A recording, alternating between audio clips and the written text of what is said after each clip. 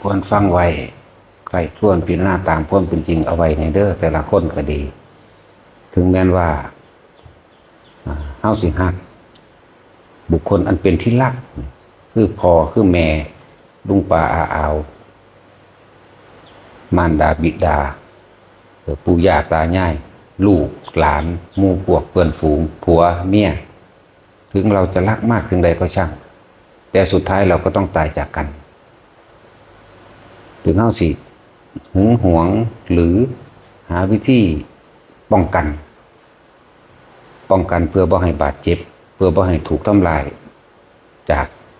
คนผู้อื่นจากสัตว์ร้ายจากสัตว์จากบุคคลจากเหตุการณ์อันตรายใดๆทั้งสิ้นก็ช่าง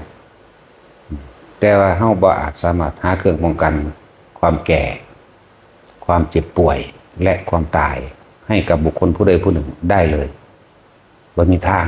นี่คือความจริงที่ทุกคนเกิดมาแล้วจะต้องประสบพบเหตุนี่แน่นอนหลีกเลี่ยงบ่ได้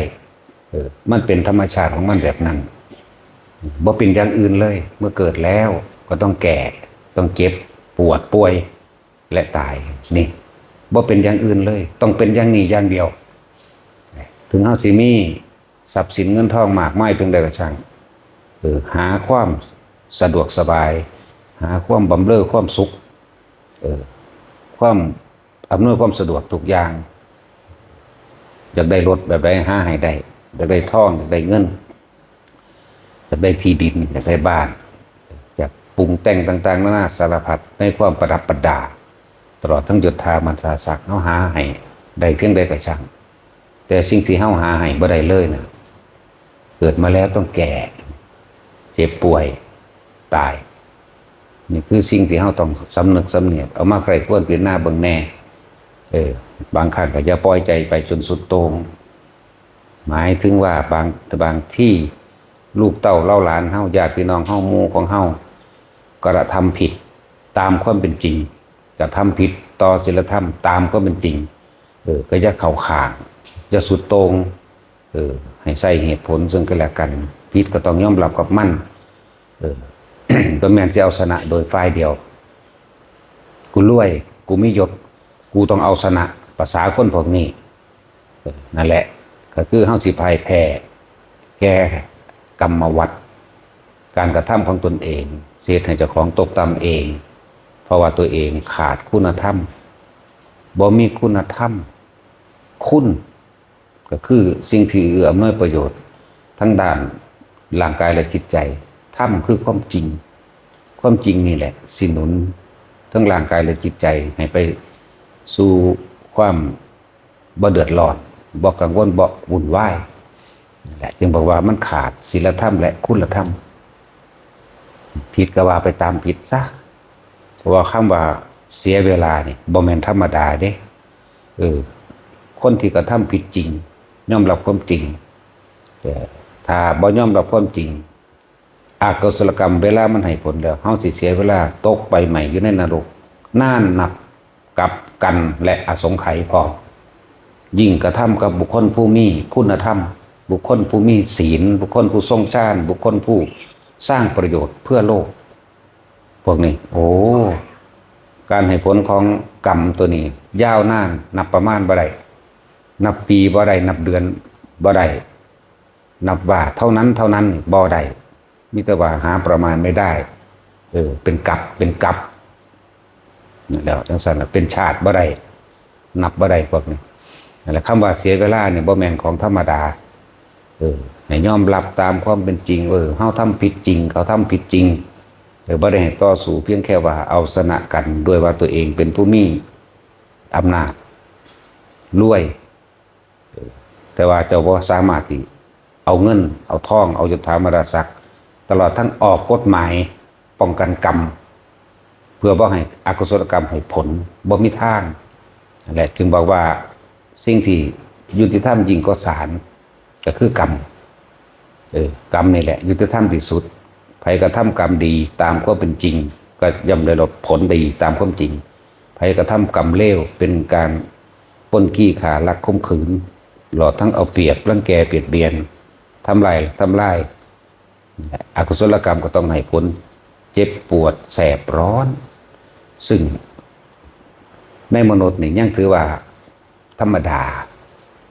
เศษเสี้ยวของความร้อนของในนรกเอามาเทียบกันบ่ได้ผูกตากแดดไว้ก็ยังบ่ฮ้อนเท่าไฟนรกเด้ธรรมดาว่านั่นแหละคำว่าเสียเวลา ค่าของคนอยู่ที่คุณธรรมค่าของคนบ่ได้อยู่การศึกษาสูงบ่ได้อยู่ที่ตระกูลร่ำรวยบ่ได้อยู่ตรงนั้นเลยค่าของคนอยู่ที่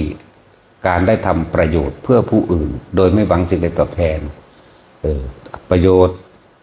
รู้ว่าสิ่งนี้ควรสิ่งนี้ไม่ควรพอควรทำประโยชน์กับบุคคลที่เป็นปกติคือคนบ่รังแกเบียดเบียนทำลายบ่แม่นไปทำประโยชน์แก่พวกมหาโจรทำประโยชน์แก่คนขายยาบ้ากินยาบ้ามันทำประโยชน์กับพวกที่บ่คุณเห็นคุณค่าของคำว่าธรรมนี่แหละจึงบอกว่าควรหรือบ่ควรประโยชน์หรือบ่ประโยชน์แบบใดทุกคนเข้าใจอันนี้บุคคลนี่ควรสนับสนุนก็สนับสนุนอย่าไปสนับสนุนคนเลวคือเห็นแก่ตัวเลวคือใส่ร้ายผู้อื่นเลวคือเอาเปรียบเลวคือชักจูงคนมาเว้าพื้นคนชักจูงคนมาเพื่อให้ฟังคำนินทาและกล่าวตู่ใส่ร้ายโดยถ้าคำมันจริงเพื่อเกิดความแตกแยกพวกนี้เป็นเรียกว่าเลวพอสมควรที่ไปสนับสนุนบุคคลพวกนี้นะหมายถึงว่าถ้าทุกคนเอาธรรมเป็นเครื่องอยู่เอาธรรมเป็นเครื่องตัดสินเอาธรรมเป็นเครื่องนำชีวิตบุคคลนั้นปลอดภัยจากวัฏสงสารปลอดภัยเด้พอเฮาสิรู้ว่าอันนี้ควรอันนี้ไม่ควรอันนี้เนี่ยก่อให้เกิดโทษกับบุคคลตลอดทั้งสัตว์ทั้งหลายพร้อมเป็นโทษทั้งมนุษย์และอมนุษย์อันนี้เป็นคุณทั้งมนุษย์และอมนุษย์เนี่ยอันนี้ควรอันนี้ไม่ควรสิ่งนี้มีสิ่งนี้จริงมีเมื่อกระทำสิ่งนี้ก็เกิดตามนี่แหละเมื่อทำดีความดีก็ไหลตามเองนั่นแหละเมื่อทำเลวความเลวก็ให้ผลเองนั่นจังว่าบ่มีอย่างสิประเสริฐที่สูงสุดในชีวิตของคนเท่ากับธรรมะคือความจริงของทุกชีวิตทั้งกุศลกรรมก็เรียกว่าธรรมะทั้งอกุศลกรรมก็เรียกว่าธรรมะแต่ว่าเฮาสิเรียกเขาฟังใดคนที่บ่มีศีลบ่มีธรรมนั่นแหละจึงน่าเสียดายชาติที่เกิดมาเป็นคนแล้วแต่ว่าบ่สามารถทำความเป็นคนให้อยู่ในตนใดเลวก็สัตว์เดรัจฉานเดรัจฉานสู่บ่ได้ถ้าสิว่าสัตว์นรกมันก็บ่เคยเห็นเพราะคนจังซั่นบ่อาจสามารถที่สิเห็นได้นอกจากไปเป็นเลยลงเลยตกเข้าไปเลยไปเป็นอยู่แล้วพวกเฮาบ่ใครควรพิจารณาเองเพิ่นว่าอบายภูมิ4นี่มีหยังนรกบ่เคยเห็นจิตใจบ่สงบพอสิเห็นบ่มีการอบรมสติภาวนาบ่รู้จักเปรตก็บ่เคยเห็นแต่เทียบได้เวลาโลภจะได้ของผู้นั้นผู้นี้เข้าตู้ใส่ร้ายหรือมีเจ้าเล่ห์มันยาเพื่อเสียนำมาของตนนั่นแหละเปรตดิบๆก็แบบนั้นส่วนนรกฮ้อนใหม่เวลาเฮาโกรธเกลียวบุคคลผู้ใดผู้หนึ่งหวังทำร้ายให้เขาเสียชีวิตและทรัพย์สินชิบหายให้ตายไปสังเกตความรู้สึกตัวเองโลดนั่นแหละไฟนรกได้เกิดขึ้นแล้วเกิดขึ้นกับนรกเป็นนี่คือนรกดิบถ้านรกสุกยิ่งกว่านั้นเด้อเทียบเจ้าของเอาเด้อขนาดเท่านอนอยู่ในห้องแอร์นี่เวลาโมโหให้คนมันปรุงมันแต่งมันนึกไปมันจะฆ่าเขานั่นแหละไฟนรกกำลังเผาใจดวงนั้นเปรตคืออยากได้เป็นสั้นแต่ผู้ใดหลงมันเป็นยังไงจิตใจเดรัจฉานเป็นยังไงหลงในลาภยศสรรเสริญบ่ว่าสิเป็นลาภยศสรรเสริญของตนของลูกหลานเลือกสวนไรหน้าต่างๆเนื้อสัตว์เลี้ยงเขามาย่องสัตว์เลี้ยงก็ยังดีใจเนี่ยนั่นแหละจิตใจของเดรัจฉานเป็นสั้นทีนี้ตาเฮาบ่เห็นนรกตาเฮาบ่เห็นเปรตแต่ว่าตาเฮาเห็นสัตว์เดรัจฉานมันมาจากไสสัตว์เดรัจฉานคนชัดๆเด้น่ะแต่เก่าก่อนเคยเป็นคนมาแล้วเด้นั่นแหละเรียกว่าอกุศลกรรมให้ผลกรรมวัฏคือการกระทำทางเจตนาตั้งใจของเจ้าของเองเป็นไปตามกิเลสวัฏคืออยากได้แห้งกับวัตถุสิ่งของทั้งหลายเหล่านั้นรูปรสกลิ่นเสียงสัมผัสอารมณ์ความรู้สึกต่อมาเมื่อทำผิดศีลผิดธรรมแล้ว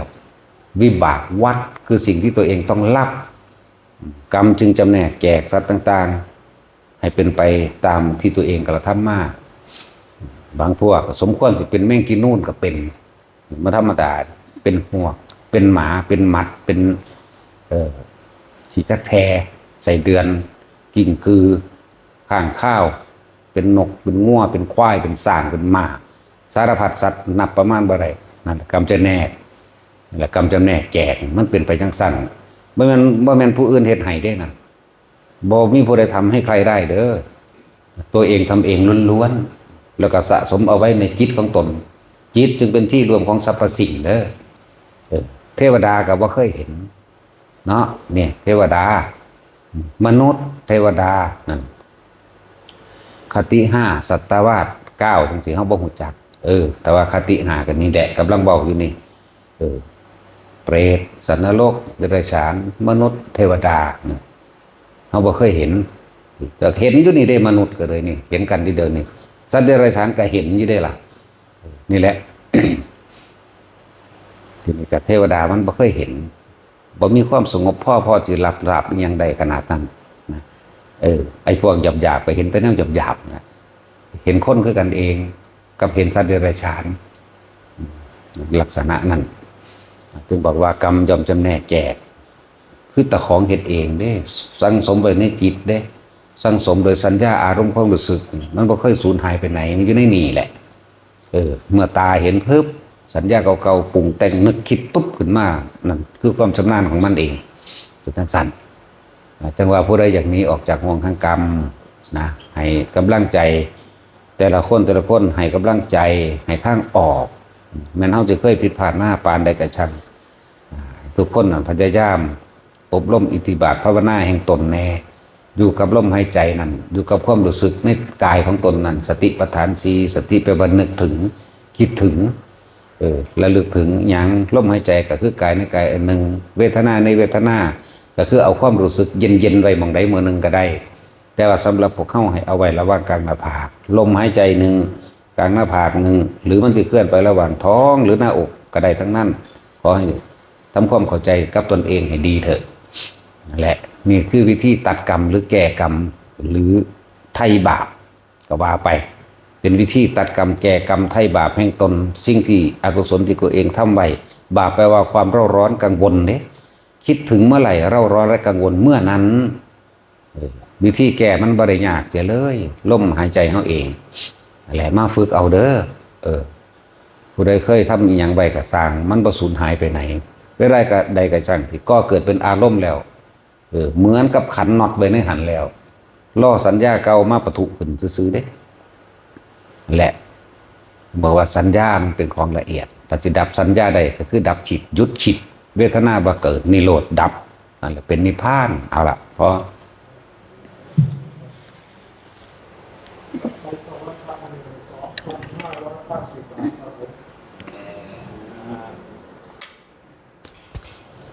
แต่ละตัวนั้นเอามาทำไมตัวนึงแม่มาอยู่เมื่อกี้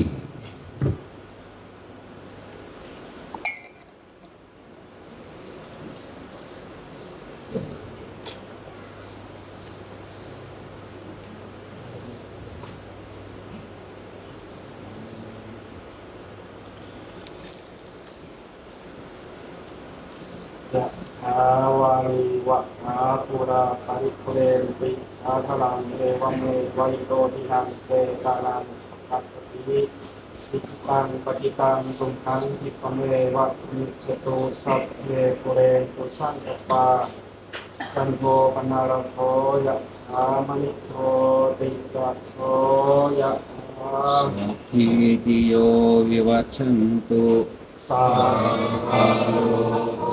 วินาศตุมาเตภวัตวันตรายโยสุขีทีอายุโกภวะอาภิวาทนาสีริสนิจังวุฒาปัจจายโนนาตาโรธรรมาวันตันติอายุวันโนสุขังอายุโทภระโททีโรวันนะโทปฏิ ภานโตสุปัสสะทาตาเมภาวิสุขันโตปฏิปัสสติอายุนัตวะอลังวันนังสุขันจะปฏิภาณโตอิอายุยัสสวะโมติยัสสยาตุปัสสติวัตุสาพมังคะลังรังคันตุสัพพะเทวตาสัพพุทธานุภาเวนะสัมมาสุขีภะวันตุเตอาวันตุสัพพะมังคะลังรังคันตุสัพพะเทวตาสัพพะธัมมานุภาเวนะสัมมาสุขีภะวันตุเตอาวันตุสัพพะมังคะลังรักขันตุสัพพะเทวตาสัมมาสัมมานุภาเวนะสัมมาสุขี